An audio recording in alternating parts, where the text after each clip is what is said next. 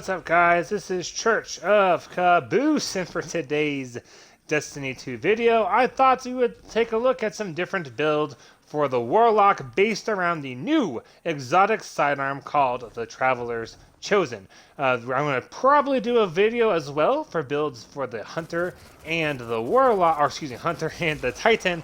But for right now, I'm just going to cover the Warlock, and so this could become a three-part series. So let me know down below if you guys would like to see a similar video for those Titans and Hunters.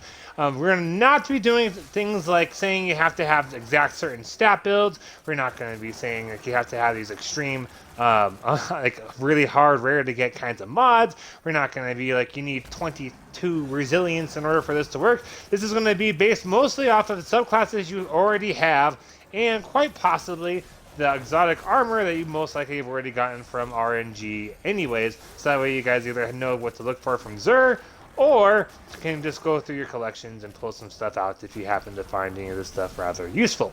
If you do enjoy the video, make sure you guys click that like button as well as subscribe to my channel. And I really hope you guys enjoy this. This is the first type of video I've done as a guide. And I do apologize a little bit ahead of time due to my, I guess, tech capabilities as far as what kinds of pieces of hardware I own. I am doing this video as I play, so I'm kind of going through talking because of how things are going to line up, so I could make some stutters, perhaps slightly miss words, and so I do appreciate you guys bearing with me as I do my best to play and talk. So speaking of playing and talking, let's go ahead and get to a safe spot, and I'm going to show you guys a couple of, I guess, baselines that we're going to be talking about. We're going to first start off with showing some grenades, as I'm going to be talking a lot about grenades as well as what this weapon actually does. So first one thing I want to point out are two different grenades. We're talking a lot about the Attunement of Grace under the Solar Dawnblade class, and we're talking a lot about the Devour grenade under the Attunement of Hunger. Under the Attunement of Grace, we have a grenade that gives you divine protection. Once you convert your grenade into a blessing, you just hold that grenade button and charge it up. When you throw that grenade on the ground, it heals allied targets and drops an overshield for you and your allies when they pick it up. Activate Divine Protection while gliding to hover in midair. So this is rather nifty for a couple of things, especially if you're trying to do a jump puzzle and you just need a little bit more space, but especially when we're focusing on that healing aspect for yourself as well as your allies. When we talk about Devour, as we get pulled up here real quick, because Xbox loading can be slow, Devour is a very similar kind of a deal, because it has a lot of healing capabilities. However, it's a little bit better as for the longer run. What Devour does is you have to completely charge and consume your grenade, and kills with, oh, that's the melee ability. Where did they go? There it is. So it's Feed the Void that kind of then turns into Devour. There we go. So you consume your grenade energy to regenerate your health, and it grants you the Devour effect. Then this part is what extends that Devour. So when you first consume that grenade, you heal yourself, and then every time you get a grenade within that 10 seconds, you get all kinds of health back. You begin regenerating, and so as long as you keep that 10-second window going, you constantly get health, and that's a huge deal to have. The reason we focus mostly on those two subclasses off the bat is because they are the most common subclasses to use in trying to do really tough endgames, whether it be flawless solo prophecy, or it could be something like doing a flawless raid. Now, some folks will argue about how hard that is, but hey, let's just go ahead and just for sake of argument, assume it's rather difficult. It is for me at the very least. Now let's wrap up our little baselines by telling you guys what the new exotic sidearm does. If you're not sure how to get this sidearm, Cacus has a video out, I believe it's about 15 minutes long, and Dado, in my opinion, it does a much better concise job in this particular, I guess, quest, because he covers it all in about 5 minutes, and I personally like that video a lot more. So the Traveler's Chosen, his main thing is final blows with this weapon grant stacks of Gathering Light. This long X is reload for Xbox. So basically hold your reload, and that consumes the stacks granting melee, grenade, and class ability energy based on the number of stacks. Long story short, the more stacks you have, the more you consume, and the more you regain energy from for all your abilities, grenades, as well as your punch. Sorry, I stuttered there a little bit. I have a weird one. So that's going to be the main deal. We're going to be focusing all of our builds around using that regenerating our abilities as efficiently as possible. So let's go ahead and start off with our wonderful solar subclass. As I'm going to show you guys, my personal favorite armor right now is tied. There's two exotic armor pieces that are kind of tied when it comes to what to use with this subclass. We've got a really common one, which is Phoenix Protocol, because you gain super energy for kills and assists inside of the Well of Radiance. And while you're inside of that well, you're also regenerating all of that energy because of that sidearm. There's another thing you can throw on because of the good old solar deal called Solar Plexus. Where'd it go? Where'd it go off to? It's over... Here it is. Alright, Solar Plexus. This is a seasonal artifact mod you can throw on there that increases damage of solar melee abilities, and you gain super energy from performing finishers with the solar subclass equipped.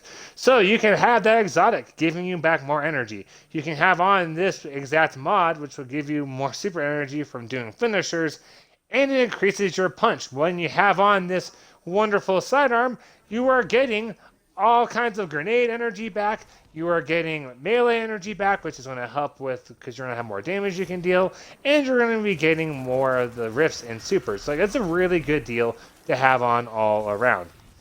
There's another fun exotic I like to pair with this for a good build for staying alive, which is the Eye of Another World exotic helmet. You might have seen it as I was scanning over stuff there for just a little bit. What that exotic does is gives you all of your ability regen because of the exotic. So you're getting regen upon regen upon regen because you got the sidearm regenerating all those abilities, and you have that exotic helmet doing the exact same thing. Now, when it comes to doing stuff like the Flawless Prophecy and Flawless Dungeon, I think that the chest, Phoenix Protocol, is probably the best way to go, because you are going to get more wells, and wells ultimately help you to stay alive longer, so it's a really fun class to use. Now I want to just kind of show you guys a little bit here, some of the stuff with this particular... Oh, there we go, I didn't get my grenade off in time, so I was trying to charge up that grenade to save myself. Man, I'm struggle busting a little bit to try to talk and play at the same time. So let me just... Here we go. Hiya! And I'm going to heal my teammates. See that? He got an overshield. Look at that. So that's what that grenade does, which is why it's really cool to get all of those wonderful stacks because of this sidearm. Alright, so now let's talk a little bit about the Void guy. I'm going to just be a little bit so you guys can see. Look at that. Reload. Got my grenade energy right back. Get myself up. So for the Void, I would almost always suggest that you do the Tomb of Hunger using that Devour ability for the grenade. It's going to keep you alive for a long time. It's really nifty to have, and Devour is a whole lot of fun. It works really, really, really well. And actually, I want to switch to it real quick so you guys can see. Now, something I found with a little bit of tweaking is that you can actually use Oppressive Darkness while you're doing this subclass. So let me just go ahead and switch here so that way when I'm showing stuff off to you guys, so you can see exactly what it is that I am talking about. And we're going to put on Eye of Another World so you guys can see how many grenades and stuff I get when I have that equipped. So Oppressive Darkness, it's right here. It's causing damage with void grenades, adds a weakened effect to combatants. So it's kind of like Tractor Cannon, and it's really useful for dropping all of those bosses. So let's go ahead here and mess around so you guys can see what Devour does. This is really, really common for using all those end games. I watched so many guys that's trying to do solo Flawless Prophecy. They almost all are like, hey, you gotta do Devour. And it is definitely not a bad way to go. And if you haven't noticed already, all of these builds so far are based around really utilizing, especially for Warlock, our grenades and abilities to help keep us alive. Because what is Warlock best for staying alive, so you might as well take huge advantage of those abilities. So I'm going to real quick. There you go, consume my grenade. You can see there, every time I get a kill, that charge goes up. Now if I restack right here, look, I already got my grenade, throw out an Oppressive, and I'm already getting those kills back, so that way I still have Devour going on. Every time I get a kill, my health regens. You guys see how it's still going? It's still going. Like, it lasts for a very long time. So it's very good for ad-rich events. If that one nail, I missed him. Would have been great if I had landed the shot. Oh, that's come on. There we go. See, I got Devour, so I got my health back. And that's why this is a very good subclass to be using, especially if you're trying to do anything solo and or flawlessly. Now I'm going to go run off to some safety here, because I want to show you guys some fun exotics you can use to mess around with if you're just trying to do anything kind of really more for fun. And I'm going to put one of them on, actually, as we get through and wrap up the remainder of the video. So we are going to talk just a little bit about some mods. As you guys can see right there, I've got on a sidearm mod, which is actually from the season, which you can purchase from the Prismatic Recaster. While charged with light, reloading or readying a sidearm will consume all stacks of charged light and convert them into stacks of a major damage buff, which are depleted as you damage combatants with that sidearm. I also have on another piece of armor where I get charges of light for oh, where'd that go? Right here. It's this one. By picking up orbs of light. So you have to be using something that's kind of masterworked. So to really proctor this, it'll be really nifty once that catalyst comes out for this weapon. Or flip to a masterworked weapon while you've got your Devour or whatever else going. So that way you guys can get charged with light. Then switch to that sidearm and presto, you're going to do way more damage. So we're going to now talk about the fun aspects you can do with these different exotics, and I'm gonna actually put one of them on right now because we're gonna have a little bit of a hoot. So we're gonna look at real quick. This one's Getaway Artist. Getaway Artist converts your arc soul into a supercharged arc soul, or arc grenade into a supercharged arc soul. Man, I want to get better at talking while I play one of these days. It's like trying to walk and chew gum like Peter Griffin. All right, so this is going to be really cool because you're going to get tons and tons of grenades. It's going to be a whole lot of fun because we get to supercharge over and over and over, and you're going to have a little Arc Soul buddy running around, and I can use this with my favorite Arc subclass, which is the Top Tree, which is more agile and does more chaining, and it's just a good time. We've also got a Crown of Tempest, which is a good helmet because Arc abilities restore. Arc ability kills restore arc abilities, which means that you're getting all those arc abilities from this weapon, then you use them, and then you get more back because of kind of Tempest, and then you're just kind of like an endless cycle, which is proven to actually be really fun. We've also got some other cool exotics, such as Sanguine Alchemy, which is weapon kills while in a rift, extend the rift's duration. So while you're trying to charge up your rift, you drop a rift, you're like, yeah, using my sidearm, you're getting rift energy back, and then your rift just keeps going and going and going. You're like, oh my gosh, this is amazing, and that's what that does.